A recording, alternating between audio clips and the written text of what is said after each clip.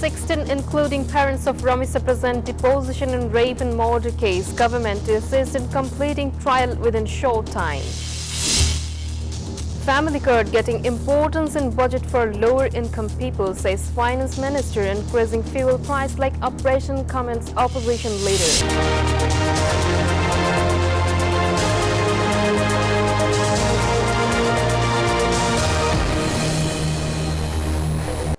Hello and welcome to the News 24 English Bulletin. This is Nafisa Zaman. Those were headlines.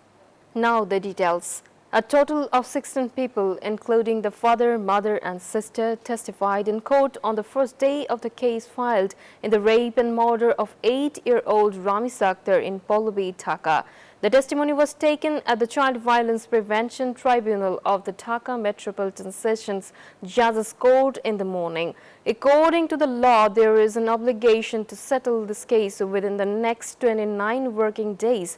The state and the victim's family are demanding the maximum punishment for the accused.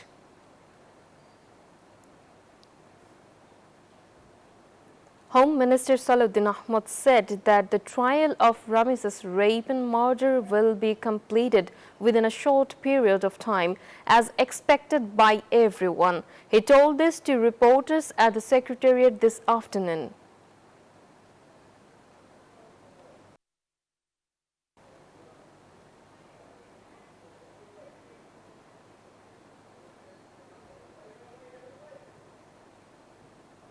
The government is giving importance to family cards for the deprived people in this year's budget, said Finance and Planning Minister Amir Khusru Mahmood Chowdhury. He said this at a seminar at the ERF Auditorium at Purana Paltan in the capital on Tuesday.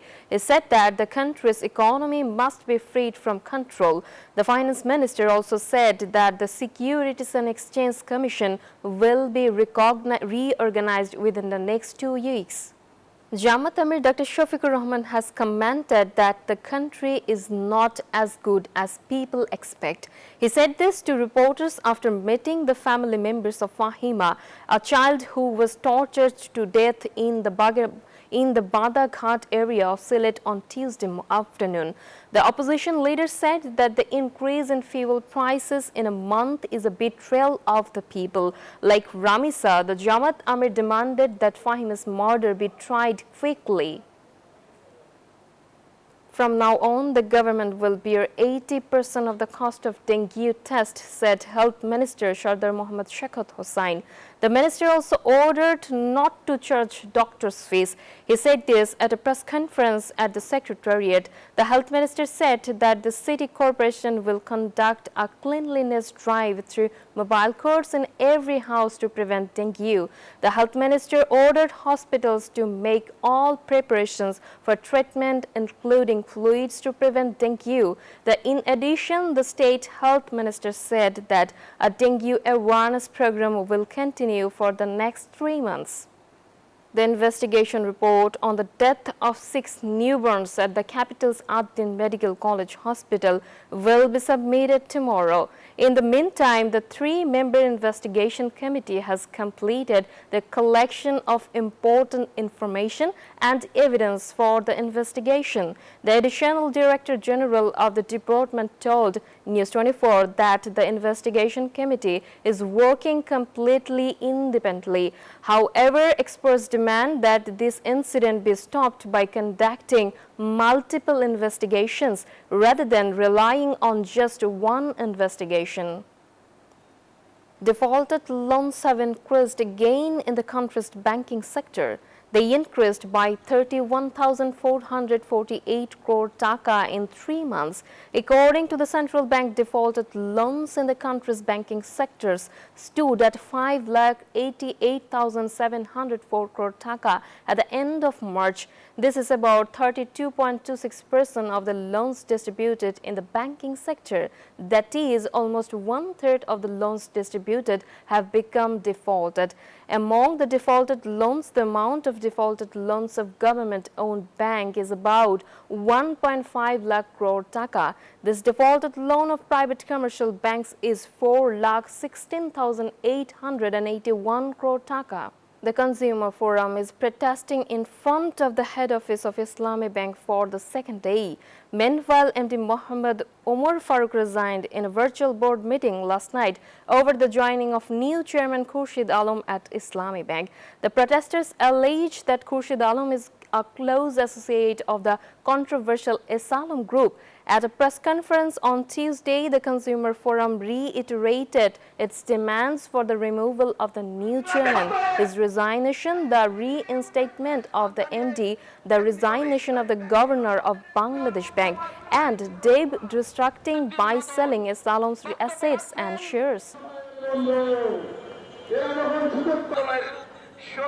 Veteran politician Tofel Ahmed was laid to eternal rest after the second Namaz-e-Janaza at Polar Government High School ground and the third at Coralia. He was given the state honor of God of Honor before the funeral. A huge crowd gathered on Tuesday to bid farewell to this one of the organizers of the 1969 mass uprising and the Liberation War. After the funeral, his body was buried in the family graveyard in his village, Coralia. Earlier in the afternoon, the helicopter carrying his body landed at Bir Shrestha Mustafa Kamal bus stand area in Pola from Dhaka. The election for the presidency of the 81st session of the United Nations General Assembly is going to be held today. The formal voting will begin at 10 a.m. New York time in the General Assembly chamber of the United Nations headquarters in New York. Foreign Minister Dr. Khalilur Rahman is contesting for Bangladesh in this important election. Cyprus Special Envoy Andrej Kakruz is running against him as a rival candidate. If the Bangladeshi candidate wins the vote of the member countries, it will be the second time in 40 years that a Bangladeshi representative has achieved this honor. Before ending the bulletin, let's recap the headlines.